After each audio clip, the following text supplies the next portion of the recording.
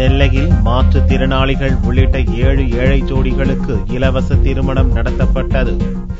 திருநெல்வேலியில் செயல்படும் வாருங்கள் இறைவனை காணலாம் என்ற அமைப்பின் மூலம் சமூகத்தில் மிகவும் பின்தங்கிய ஏழை எளிய மற்றும் மாற்றுத்திறனாளிகளை தேர்ந்தெடுத்து இலவச திருமணம் செய்து வைக்கப்படுகிறது.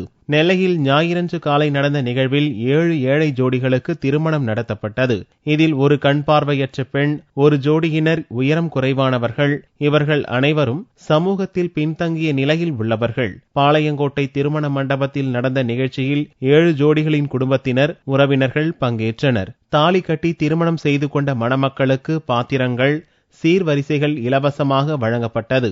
குடும்பத்தினருக்கு அறுசுவை உணவு வழங்கப்பட்டது. நல்ல சந்தோஷமா இருக்கு. இந்த கல்யாணம் நடந்தது ரொம்ப சந்தோஷம்.